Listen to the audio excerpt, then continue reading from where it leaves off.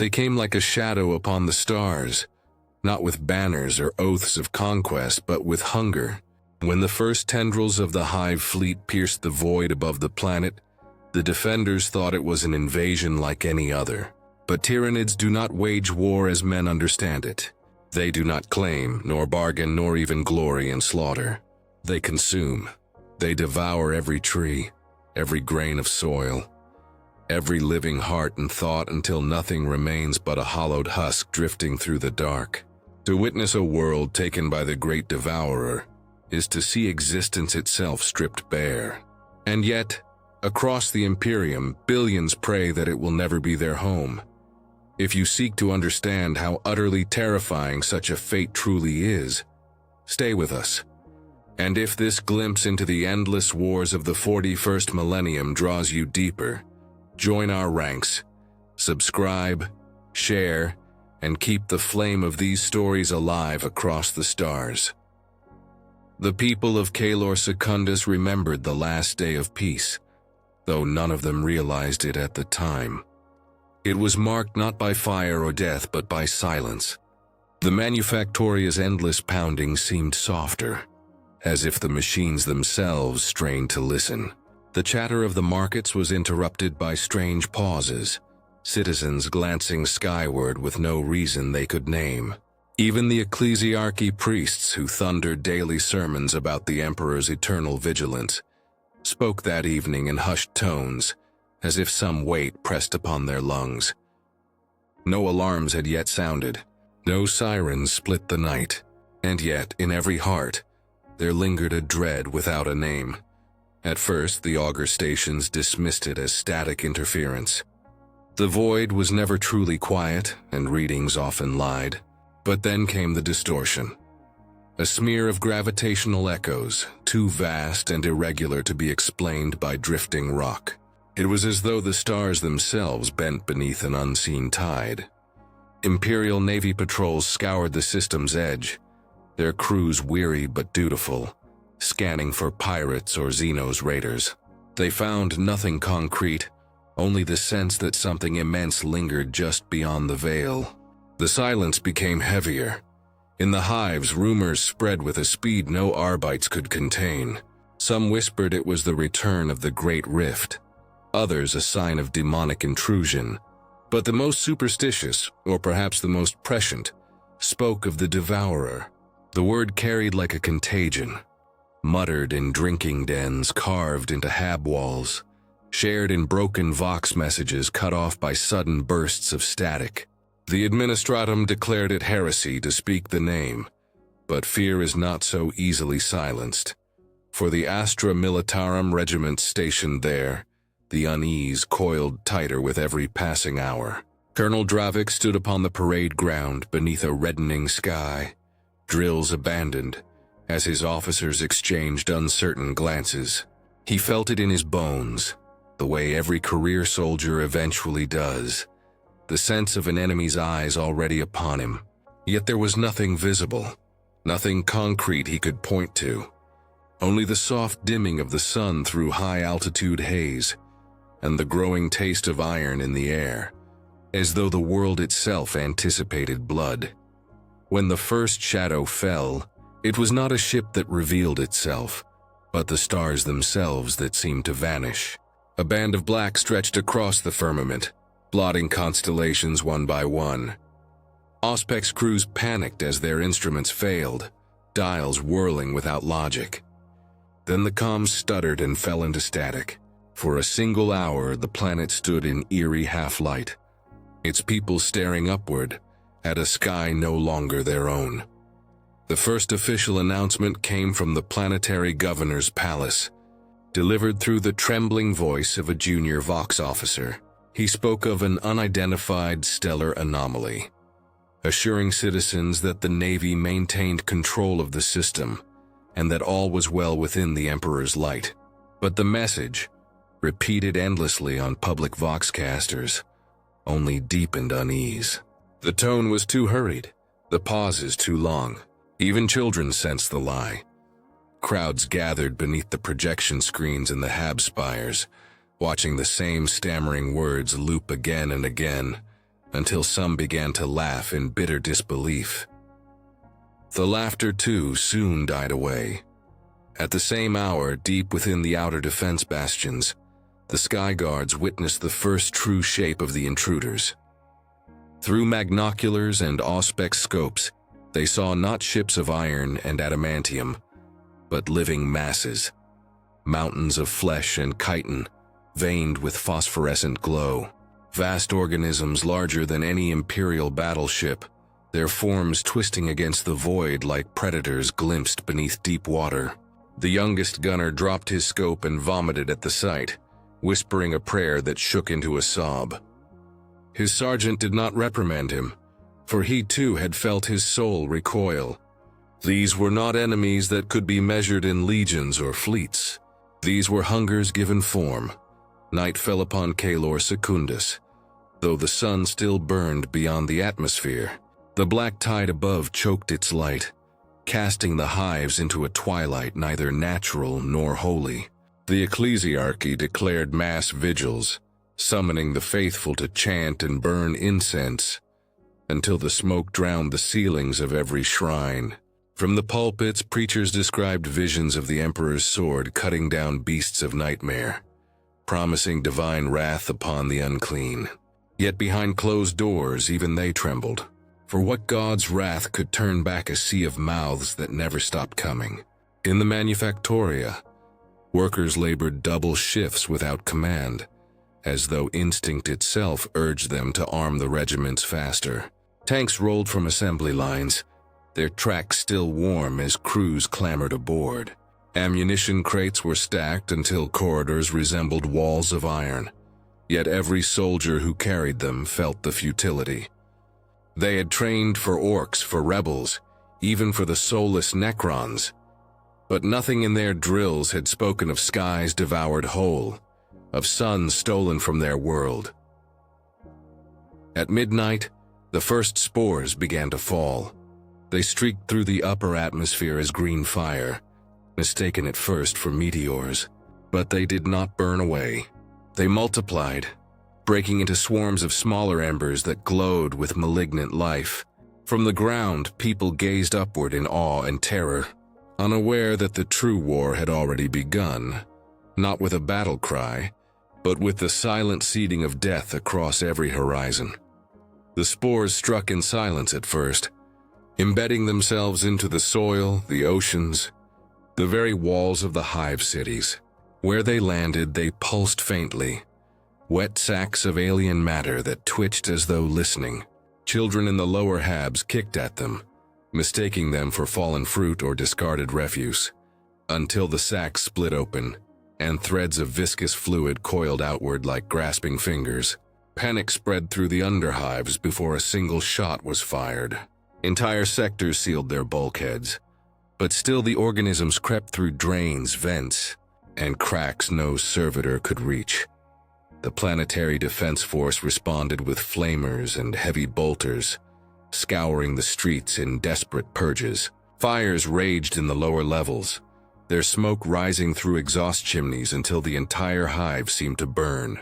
Colonel Drevik himself oversaw the first eradication sweep, his vox-link filled with the screams of men cut down not by gunfire, but by the tearing claws of creatures no larger than hounds, birthed directly from the ruptured spores. They moved with impossible coordination, swarming over barricades, biting through armor with jaws designed by something far colder and more precise than nature. Above, the void war began in earnest. The Imperial Navy frigates formed their battle lines, engines burning bright against the blackened sky. Macro cannons fired in thunderous salvos, lances carved blazing scars through the dark, and torpedoes streaked into the vast shapes that loomed beyond human comprehension. For a moment, hope flickered. Several of the great bioships split open beneath the barrage, their guts spilling into the void in tides of ichor and flame. Crews cheered through their Vox networks, voices ragged with relief. But then the carcasses twitched. What had seemed like death was only transformation. The broken husks ruptured into clouds of smaller organisms, each guided by the same will, the same hunger. They descended through the atmosphere in burning waves, blotting out the stars. A storm of wings and claws vast enough to eclipse the courage of any man who dared look skyward. In the governor's palace, the illusion of control finally shattered. Orders poured in from Terra, carried by astropathic screams that bled into the minds of the choirs. Defend at all costs. Delay the swarm. Buy time for reinforcements. The words were repeated endlessly, like a litany, but reinforcements would not come soon enough. The Hive fleet had already arrived in full, and Caelor Secundus was no longer preparing for invasion. It was preparing for consumption. The people knew it, even if the officials dared not speak it aloud. Every whispered prayer, every hurried blessing traced in the air with trembling fingers carried the same meaning. Not survival, but salvation. A plea to the Emperor to notice them before they were erased. And still, more spores fell, their light tracing scars across the heavens. By dawn, the world itself seemed changed. The skies no longer bore the pale blue of Caelor Secundus, but a sickly green haze, thickened by the endless descent of spores. Where forests once swayed at the edges of the hives, vast cysts of alien matter now rose like tumors, their surfaces glistening with fluid that steamed in the morning air. Wildlife had either fled or turned feral, their bodies warped by contact with the invasive flesh. Even the air smelled different. A sharp tang of ammonia mixed with a coppery bite of blood. Every breath carried the taste of corruption. The ecclesiarchy called for a grand procession, hoping to rally the populace. Thousands gathered in the central plazas, clutching candles, relics, and scraps of parchment scrawled with prayers. Priests marched with icons of the Aquila raised high, their voices breaking as they tried to drown out the fear with hymns. For a brief moment, the sight of so many faithful lifted spirits. But then the ground itself trembled, a subtle shudder that rippled beneath their feet, and the candles flickered. The great cathedral bells tolled not by human hand, but by the vibration of something vast moving deep below the crust. The hymns faltered, and silence fell once more. In the command bastions, Colonel Dravik stood before the tactical hololith as it filled with red warnings. Enemy signatures blooming across every continent, like an infection spreading through flesh. The Navy still fought in orbit, their crews dying by the thousands, but the enemy did not diminish. Instead, the swarm seemed to multiply, each loss replaced by 3 more horrors. For every bioship destroyed, its fragments became new organisms raining down upon the surface. The realization settled over the command staff with suffocating clarity. This was not a battle to be won. It was only a question of how long they could delay the inevitable. And then came the first great scream. It was not human nor even mechanical. It rolled across the atmosphere like a storm front, a psychic bellow that stabbed into every mind on the planet. Men dropped their weapons, clutching their heads as blood seeped from their ears. Box units shrieked and exploded. Astropaths convulsed until their spines cracked, and even the strongest fell to their knees as if their very souls were being scraped raw. The Tyranids had announced themselves not with words but with hunger made audible. From that moment, no one on Caelor Secundus doubted what awaited them. The Devourer had come. And though weapons would fire, though armies would march, every soul knew in the hollow of their hearts that the world was already lost. The first wave struck like a living storm. They did not arrive in ships or drop pods, but in meteors of flesh that split open as they pierced the atmosphere, scattering the land with organisms bred for war. Across the plains outside Hive Daramont, the ground erupted with impact craters that oozed with ichor, birthing shapes that should never have walked beneath a human sky. Hormagaunts spilled forth in swarms too numerous to count, their talons slicing through the air with a rhythm that matched the frantic beating of wings overhead. Gargoyles wheeled in vast flocks, blotting out the daylight as their shrieks echoed across the city walls. The defenders opened fire with everything they had. Heavy bolters thumped in continuous rhythm, autocannons spat fire into the oncoming tide, and laser guns blazed until their barrels hissed with heat. The air filled with thunder, the rattle of gunfire unending, shells falling like rain. For a moment, courage returned to the soldiers as they watched the first rank of gaunts collapse in heaps of twitching limbs. But there was no pause, no hesitation in the swarm. Every creature that fell was trampled beneath 100 more, the ground itself writhing as though alive. Colonel Dravik rode the lines in a chimera, its hull shuddering as rockets roared overhead. He barked orders through the vox, his voice breaking against the static interference. "Hold the line. By the throne you will hold." His words carried no illusion of victory, only the desperate command to endure. And endure they tried. Whole squads of Astra Militarum fought until their weapons melted in their hands, until their trenches filled with blood and alien carcasses piled high enough to form walls. But still the swarm came. From the Manufactorum spire, adepts watched in frozen horror as the sky burned. Bioships loomed above, their silhouettes vast and grotesque, releasing fresh torrents of spores that streaked downward in endless arcs. Lightning forked across the storm-choked clouds, illuminating wings, claws, and teeth descending without end. A senior adept clutched a data slate so tightly his knuckles bled, muttering over and over that the numbers made no sense, that such mass, such biomass, could not exist. His words dissolved into laughter, then sobs, before the chamber itself was torn open by a crashing Tyranid organism that ripped through plasteel like parchment. In the plazas, civilians huddled in masses as Arbits herded them toward shelters, their shock mauls cracking against stone to drive order into chaos. Mothers clutched children, men carried scraps of food and relics, and all stared at the skies with hollow eyes. The shelters filled within hours, air thick with sweat and incense as prayers rose like smoke. Some still believed the Emperor would deliver them. Others whispered that even he could not stand against what had come. The truth, unspoken but felt by all, was that this was not a war in any human sense. It was not conquest. It was not even vengeance. It was the unfolding of nature's darkest hunger, a tide of flesh consuming all before it. And against it, Caelor Secundus stood like a lone candle in a hurricane. By the second day, the hives themselves had become fortresses under siege. Vast curtain walls bristled with guns, their battlements lined with weary soldiers whose faces were gray with exhaustion and smoke.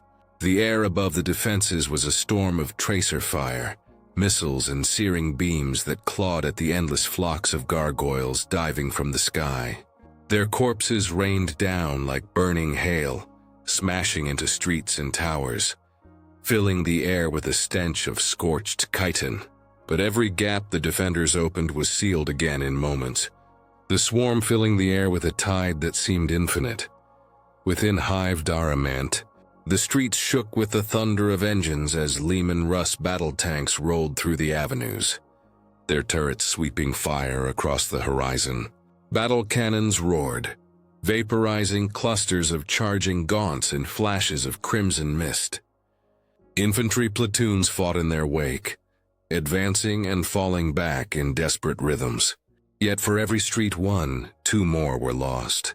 The swarm slipped through drainage tunnels, burst from beneath sewer grates, and poured in from breaches torn into the outer walls by monstrous creatures that defied reason.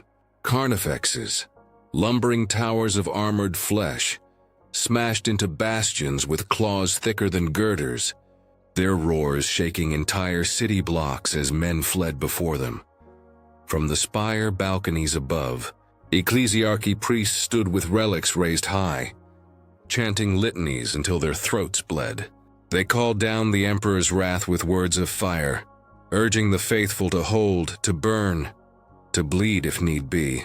Some soldiers answered with renewed fury, charging headlong into the tide, bayonets fixed, eyes burning with fanatic resolve. But for every act of defiance there was another of despair. Others broke ranks entirely, fleeing deeper into the hives, clogging stairwells and tram lines with panicked masses that trampled each other in blind terror. Colonel Dravik moved among the front-line bastions, his chimera pitted with acid burns and gouged with claw marks.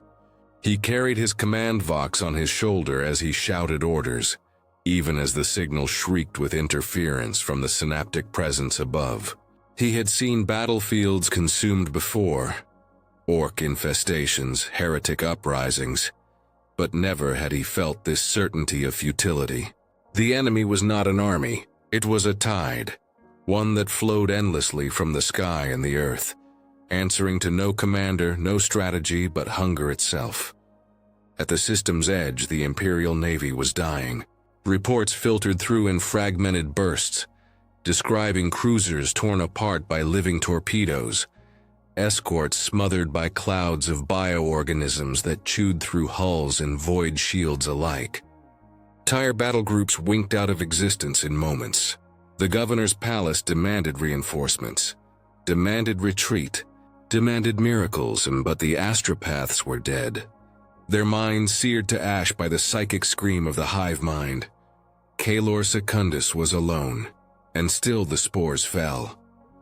Great clouds of them descended like storms across every continent, spreading mycetic pools that bubbled and frothed as new horrors gestated within. The world groaned beneath the weight of infestation, and in every heart that still dared to hope, that fragile ember flickered lower. The underhives, already choked with poverty and desperation, were the first to collapse. Down in the darkness where the spores had settled thickest, creatures were born by the thousands. Ripper swarms flooded the tunnels, tiny but endless, stripping flesh from bone in moments before surging onward like living rivers. Arbit's squads, sealed in carapace armor, fought block by block, their shotguns roaring until their ammunition was gone. The last transmissions from their vox feeds were filled with static and shrieks, drowned beneath the clicking and tearing of countless teeth. After that, silence. On the upper levels, civilians packed into shelters built for bombardments, not for wars of the flesh. The walls shook with every impact as the Tyranids burrowed beneath, their claws carving through ferrocrete as easily as a man might dig through soil. Panic turned to madness inside. Families clawed at each other for air, for food, for any chance to flee. Though there was nowhere left to run, priests burned incense until the fumes stung the eyes, chanting louder and louder, as if sheer volume might bar the creatures clawing outside. Then with a screech of tearing stone, the walls split. The swarm flooded in, and the prayers ended mid-syllable. Above, the city's skies burned with fire and wings. Valkyries darted between spires, their engines howling as they loosed volleys of rockets into the masses below. One by one, they were dragged from the air, wings sheared off by gargoyles or speared through by spined projectiles launched from unseen beasts. Pilots fought to the last, plunging their crippled craft into the thickest concentrations of the enemy, sacrificing themselves in fireballs that momentarily stemmed the tide. Each act of defiance drew cheers from the ground, but the cheers were short-lived. The swarm was always larger, always closer, always endless. Colonel Dravik's command had devolved into firefighting. Squads were redeployed not to hold the walls, but to plug breaches in the heart of the hive. Vox traffic became incoherent, filled with screams, overlapping orders, and desperate pleas for ammunition. Dravik himself strode into the front lines, las pistol in one hand and power saber in the other, cutting down gaunts that scrambled over the barricades. Around him, men fought with the fatal clarity of those who know they are already dead. And yet they fought because that was all that was left to them. For every man who died, 10 more Tyranids were born. For every bastion reinforced, another 2 collapsed. The city was being hollowed out, its steel and stone becoming nothing more than staging ground for the swarm. Caelor Secundus was no longer a world defended. It was a world under harvest. And far above, unseen by those on the surface, the hive ships pulsed and shifted, guiding the symphony of destruction with a will that pressed down on the planet like a second gravity. The hive mind watched, patient, inexorable, unblinking. It did not rush. It did not rage. It simply fed.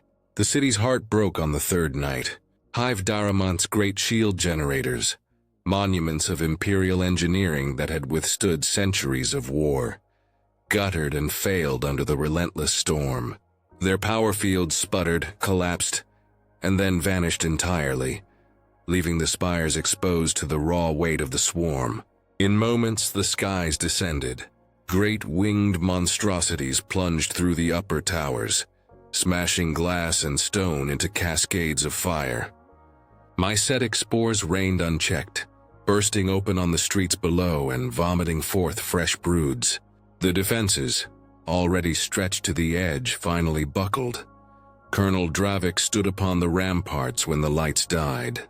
He had given every order he could give, had shifted every platoon, every tank, every round of ammunition where it was needed most. None of it mattered.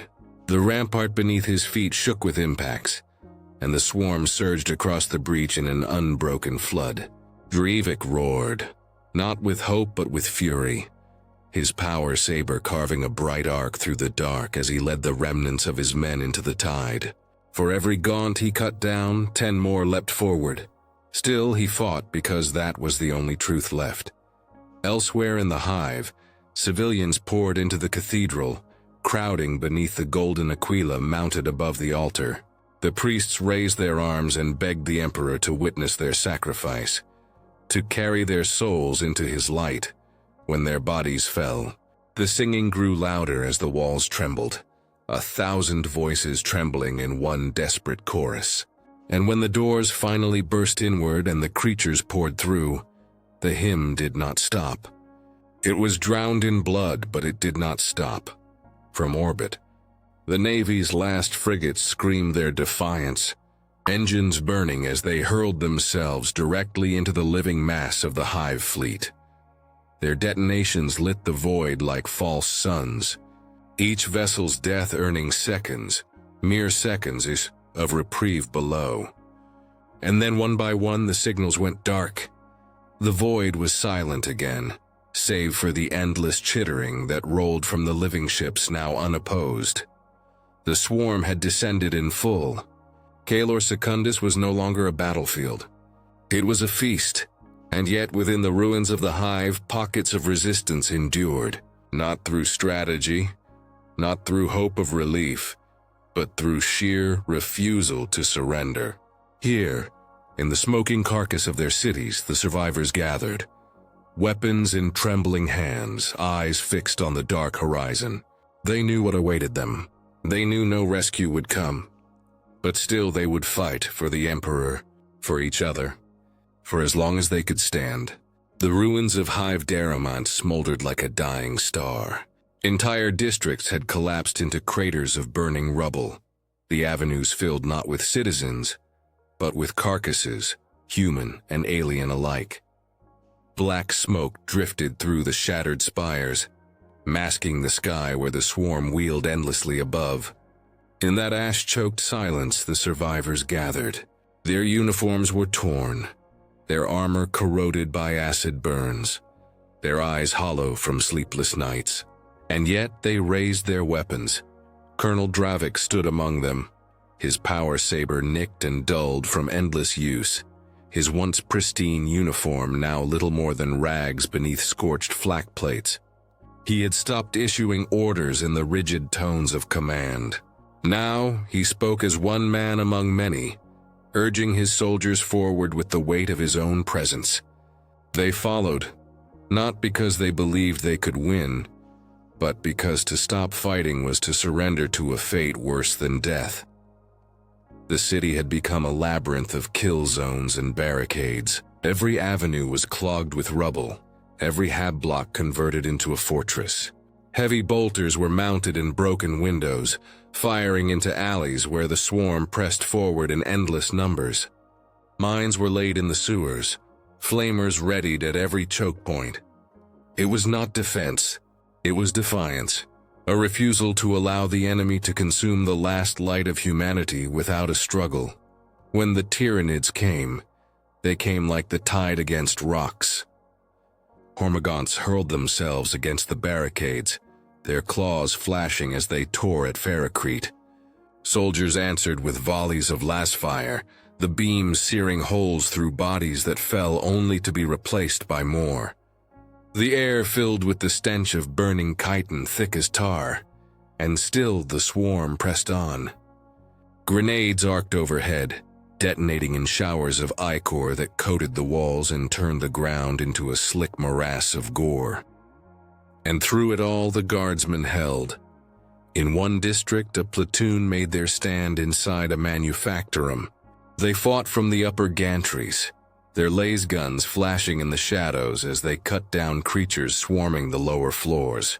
When the walls buckled, they turned their heavy flamers downward, drowning the enemy in sheets of fire. Their screams carried over the voxnet, not of fear, but of fury. Voices raised in oaths to the Emperor as the beasts finally tore through and dragged them into silence.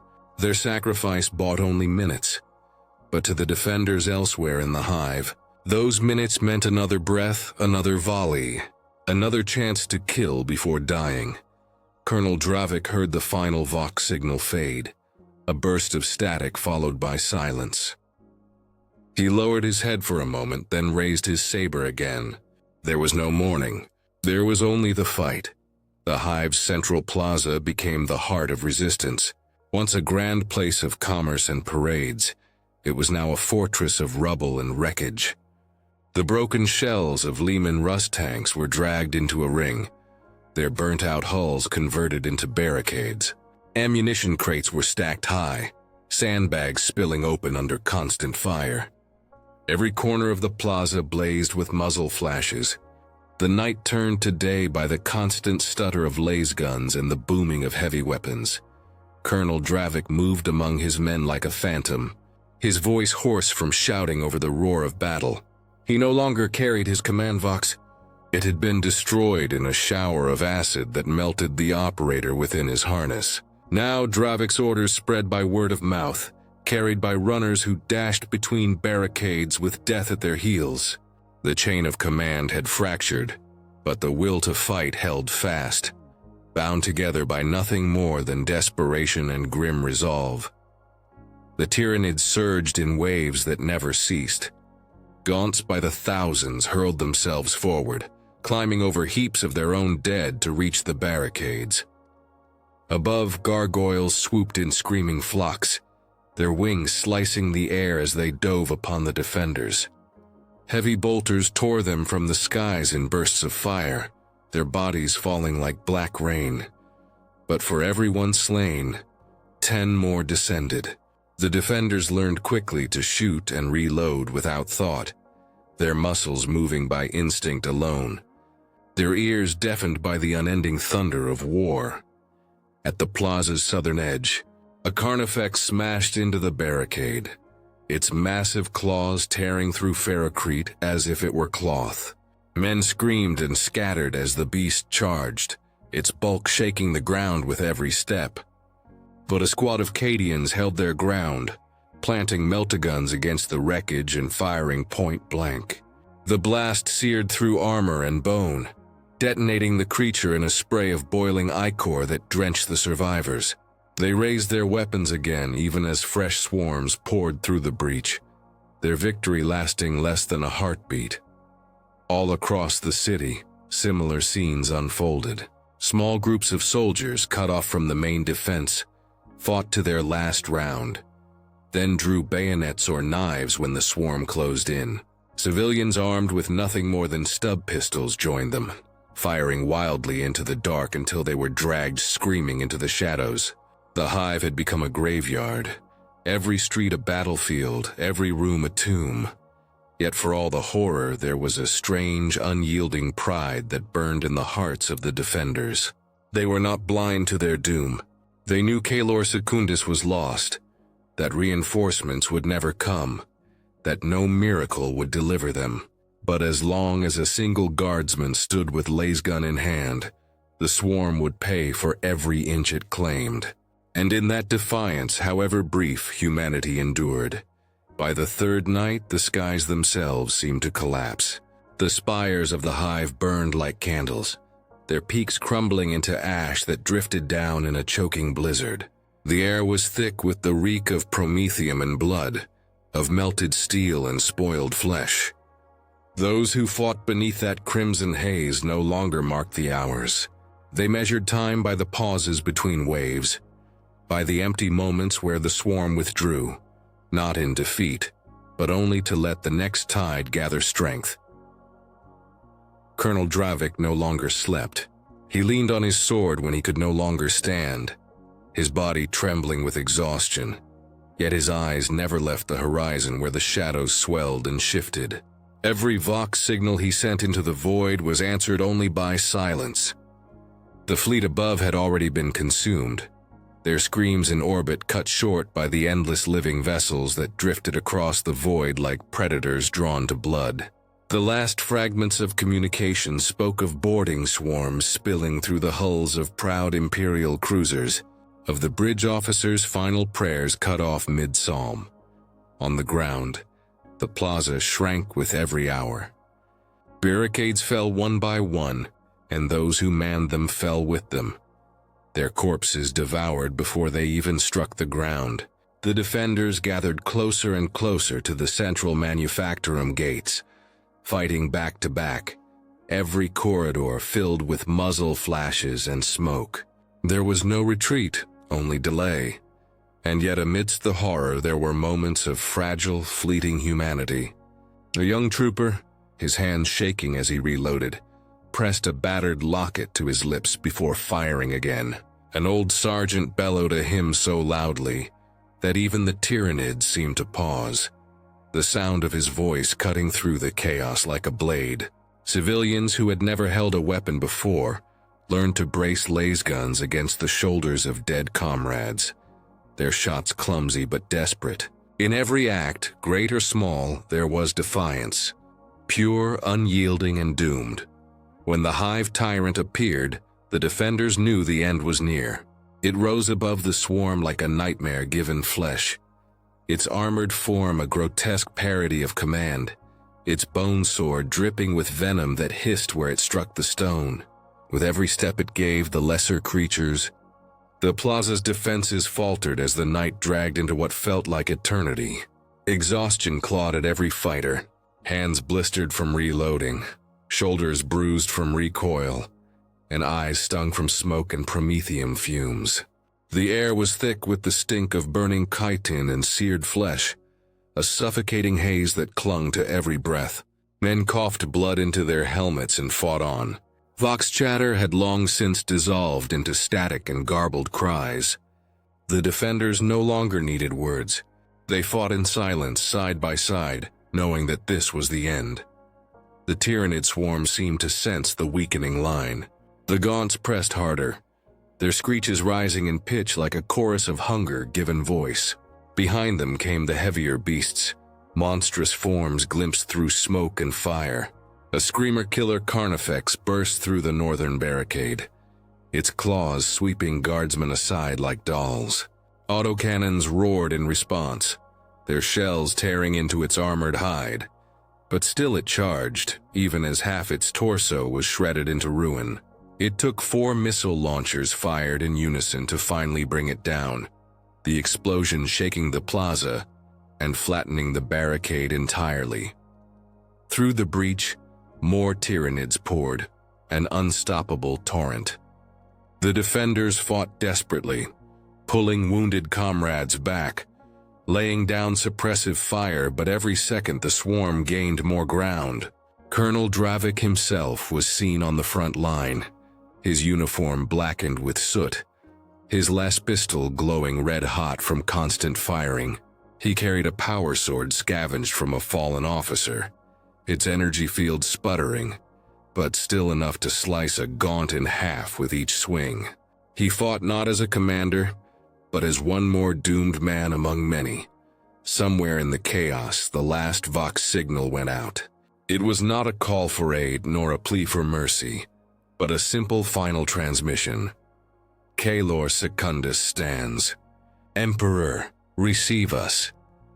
The words carried only a moment before static consumed them, yet for those who heard it was enough. A final oath, a final truth. By dawn, if dawn could be said to exist beneath the smog-choked skies, the plaza was gone. No organized defense remained. Only pockets of desperate fighters dragged down in silence one by one. The streets ran black with ichor and red with blood. The hive's heart had ceased to beat, its defiance swallowed whole by the Tyranid tide. But the memory of that stand, however brief, lingered.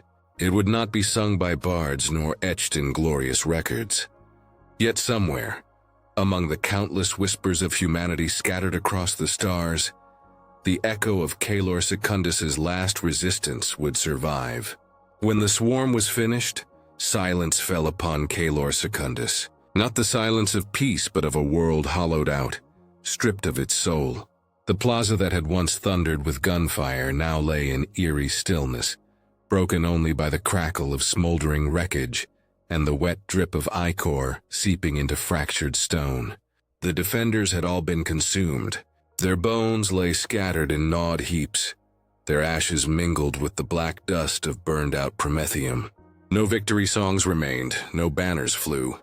Only the swarm endured, and it moved on, tireless, inevitable. From orbit, the surface appeared changed.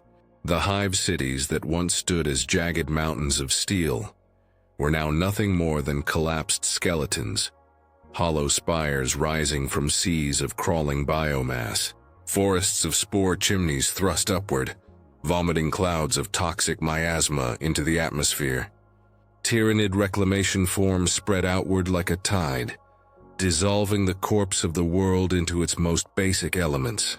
Every drop of water, every grain of soil, every breath of air became fuel for the great digestion pools. What had been a living planet of billions was reduced to a carcass in mere days. The skies burned green with bioplasma as atmospheric spores blotted out the sun. Great rivers of liquefied biomass flowed toward pits where vast feeder beasts churned the slurry into something unrecognizable. From orbit, the oceans themselves seemed to boil, their waters drained and broken into nutrient-rich sludge. Nothing escaped the swarm's hunger. No mountain was too high, no cavern too deep, no structure too strong. Every element was repurposed, and then, as suddenly as it had descended, the swarm began to recede. Hive ships opened their vast maws, sucking the liquefied matter from the world below through great umbilical tendrils.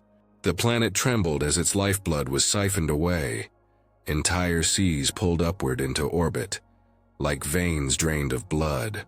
The process was clinical, unfeeling, unstoppable. The work of predators older than mankind's first cities.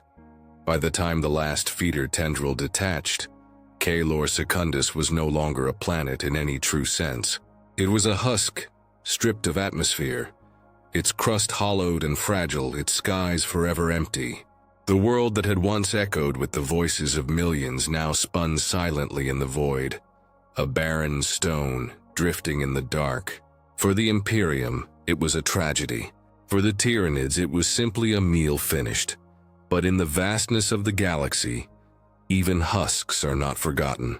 Some whisper that such places bear echoes, scars that bleed into the warp itself, that where billions die screaming, their final thoughts twist into psychic residue, lingering like shadows long after the swarm has passed. On Caelor Secundus, it is said the air itself once shimmered with such echoes, though no human voice remained to hear them. In the years that followed, Caelor Secundus ceased to appear on imperial star charts. Administratum clerks struck its name from registries, assigning it a string of numbers and codes, as if reducing it to bureaucracy could mask the scale of the loss. The Astra Militarum remembered it only in passing, one more mark in a ledger of sacrifice too vast to comprehend. For the people of neighboring systems, the world became a cautionary tale, a grim whisper spoken in the same breath as Macragge and Valador, planets that stood and fell against the devouring maw. Yet rumors persisted. Rogue traders who skirted the edges of the husk claimed that not all was silent. They spoke of vox echoes that drifted across the void, faint and broken, carrying fragments of the last desperate transmissions. Some swore they heard prayers to the Emperor, repeated endlessly as though carved into the very atmosphere. Others told of stranger signals, sounds that were not human at all, chittering static layered upon itself, as though the world itself had been imprinted with the swarm's hunger. Magos biologist teams, driven by morbid curiosity, lobbied the Mechanicus for expeditions to the husk. Most were denied. The risk of contamination of lingering Tyranid spores was too great. But a handful of unauthorized missions took place nonetheless. What returned from those ventures, when anything returned at all, was chilling. Explorators reported deserts of glassy stone where hive cities once rose, the ground littered with the impressions of bones long since dissolved. Vast tunnels honeycombed the crust, abandoned digestion pits that still reeked of acid even centuries later. And deep within the husk, some swore they found movement, chitinous forms that scuttled just out of sight, remnants of the swarm too stubborn to die. For the ecclesiarchy, Caelor Secundus became a place of dark reflection. Sermons told of the Emperor's test, of worlds allowed to fall so others might endure. Pilgrims whispered that the spirits of the fallen fought still in the Emperor's light, their sacrifice feeding the Astronomicon itself. To the faithful, the husk was less a ruin than a martyr's shrine, though one too dangerous for any true pilgrimage. But among the Inquisition, a different truth was feared. They knew the Tyranids left nothing to chance.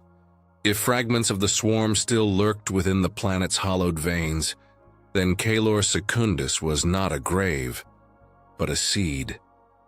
A place where the great devourer's shadow lingered, waiting, adapting, changing. What might emerge from such a place after centuries of festering silence was a question none dared ask aloud. The husk drifted in silence, yet silence itself can be a kind of voice. Navigators passing through the region sometimes reported disturbances in the warp, faint ripples that coiled around Caelor Secundus, like the fading tremors of a wound that had never healed. They described it not as the violent storms of chaos, but as a deeper unease, a presence that pressed against the edges of their perception, as though the planet itself remembered what had been done to it.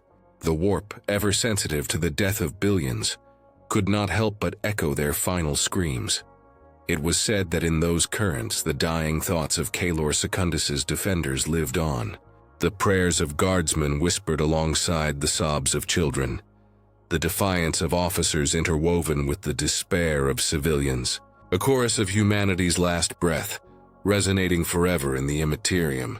No astropath would willingly open themselves to such a place. For those who tried spoke of being overwhelmed by a tide of grief so powerful, it left them broken, their minds scorched by sorrow not their own. Yet even grief can be twisted into a weapon. The Inquisition feared that such psychic echoes might one day draw darker powers to the husk, that the whispers of the fallen could become a beacon for demonic entities hungry to exploit suffering. The Tyranids themselves may not care for such consequences, but the galaxy is never ruled by one predator alone. Where death lingers, chaos is never far behind. Still, there were others who spoke differently. Some Imperial missionaries, ever eager for signs of hope, claimed that the echoes were not curses but hymns, that the souls of the fallen had been taken up into the Emperor's light, and that what resonated in the warp was not despair, but devotion. They argued that Caelor Secundus was proof of humanity's unbroken will, a world that stood until it could stand no longer, and even in death refused silence. Whether truth or delusion, such words spread through the Imperium, carried as quiet reassurance to those who feared the swarm's coming shadow. Caelor Secundus remained untouched, quarantined by edict, abandoned by necessity, but remembered nonetheless. A dead world, yes, but one whose absence still spoke louder than the presence of 1,000 thriving colonies. It was a scar upon the void, a reminder carved into the fabric of stars themselves, that the Tyranids could come for any world, at any time, and that nothing, not courage, not faith, not firepower, could hold them back forever. Across the Imperium, the name of Caelor Secundus became a ghost. It was not spoken in the same reverent tones as Cadia or Macraga, where the weight of history carried honor alongside ruin. Instead, it lingered on the edges of thought, a name found scrawled in half-burned records, or murmured in barracks where soldiers drank to chase away fear. To some, it was simply another statistic, one more casualty in a galaxy overflowing with them. But to others it was a warning, a truth too sharp to ignore. The truth was this: the Tyranids could not be reasoned with, bargained with, or delayed by anything less than annihilation. Every story of Caelor Secundus, no matter how fragmented, returned to the same inevitability. The Devourer always consumes. The courage of the Astra Militarum, the defiance of civilians, the fire of tanks and the fury of orbital guns, all of it burned bright for a moment, and then it was gone. In the grand cycle of the swarm, such resistance was less than a heartbeat, but human memory does not fade so quickly. Veterans of nearby campaigns who had heard the final Vox broadcast, Caelor Secundus stands, Emperor, receive us, carried those words like a talisman. They repeated them before battles, scratched them into the hulls of their chimeras, carved them into the stocks of their laser guns. In this way, the doomed world lived on, not in victory, but in the stubborn will to face death unbowed. The echo of extinction became a vow of defiance, whispered by countless lips across the stars. And yet, there was something more. In hidden chambers, the Ordo Xenos dissected the data gathered before contact was lost, searching for meaning in the patterns of the swarm. Some agents whispered that the ferocity with which the Tyranids consumed Caelor Secundus was not random, but deliberate, as though the hive mind sought something more than flesh and bone within that world. What it found or what it learned remained speculation, but the Inquisition never speculates idly. To them, the silence of Caelor Secundus was not simply the silence of death, but of preparation. Among the Adeptus Mechanicus, Caelor Secundus was studied not as a tragedy, but as a phenomenon. The data smiths of Mars pored over what fragments survived, trying to comprehend the sheer efficiency of the swarm's harvest. To them, the husk of the planet was a perfect equation, a complete erasure, a process without flaw or waste. They recorded how oceans were drained into orbit, how atmospheric gases were pulled apart and devoured, how even the molten mantle was leached for its minerals before the fleet departed. A machine could not have executed such perfection more cleanly, and yet this was no machine. It was life, vast and alien, operating with purpose beyond human measure. Some within the cult Mechanicus whispered heresies in private. They argued that the Great Devourer was not merely a predator, but the galaxy's purest expression of logic. Where the Omnissiah gave humanity the machine to transcend flesh, the Tyranids embodied the opposite path, flesh perfected into a machine of survival. These whispers were suppressed, purged from official records, but not before they reached the ears of the Inquisition. Such ideas were not tolerated, for to view the enemy as anything but abomination was dangerous. Still, the Mechanicus could not ignore the echoes of Caelor Secundus. Explorator fleets adjusted their auguries to detect worlds that might one day share its fate. refining their methods of prediction. Titan forges constructed new engines of war, designed to meet the swarm's hunger with fire and steel. But always, beneath the hum of logic engines, the question lingered. If the Tyranids could erase a world so utterly, what defense could truly endure them? And so Caelor Secundus lived on as data, as warning, as symbol, not through monuments or statues, but through fear whispered across voxnets and etched into cogitator memory. For some it was a dirge, for others it was prophecy. The ecclesiarchy too found use in the memory of Caelor Secundus. Preachers carried the tale to shrine worlds and frontier colonies, shaping it into parable. They told their flocks that the planet had not fallen in vain, for every guardsman who fired his last shot had been a martyr. Every civilian who prayed in the darkness had fed the Emperor's eternal flame. To the faithful, Caelor Secundus became proof that even in the jaws of damnation, humanity's spirit could not be broken. Yet, behind closed doors, the ecclesiarchy wrestled with doubt. For how could faith be reconciled with such total loss? If the Emperor's light truly shielded his people, why had no miracle spared them?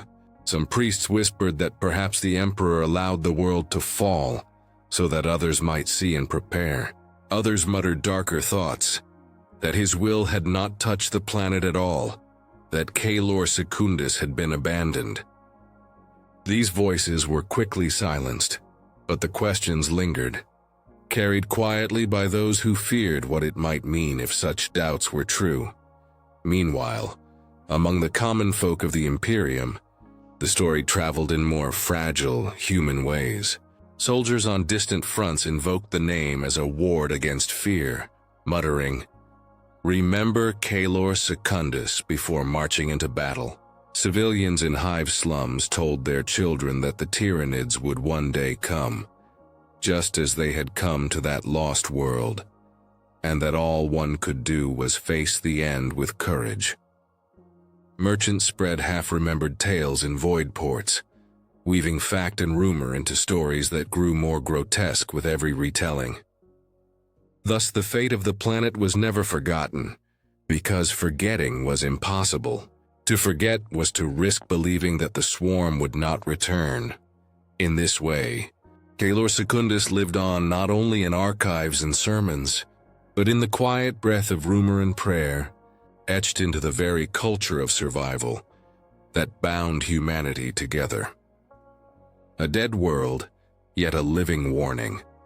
Inquisitors who studied the husk of Caelor Secundus rarely spoke openly of their conclusions. But in secret conclaves within vaults warded by sigils and silence, they shared their darkest fears. The Tyranids were not a storm to be weathered, nor a foe that could be outlasted. They were hunger itself, given thought and direction. What happened to Caelor Secundus was not anomaly, but inevitability. And if such inevitability could reach one world, then in time it could reach all. The galaxy is vast, but even vastness offers no safety. Hive fleets drift unseen between the stars, drawn by signals humanity does not yet understand. They arrive without warning, consume without hesitation, and leave behind nothing but dust. Caelor Secundus was only one name among thousands, but it spoke with terrible clarity. It was a glimpse into the future of every world that fails to stand, of every planet too distant, too weak, or too unprepared to resist. And so the echo of extinction spread, far beyond the husk of the planet itself. It carried across vox recordings and campfire whispers, across sermons and strategium halls. Some heard only despair in that echo, the certainty that all resistance would end in silence. Others heard defiance, the stubborn truth that humanity will fight no matter how hopeless the struggle, because to yield is unthinkable.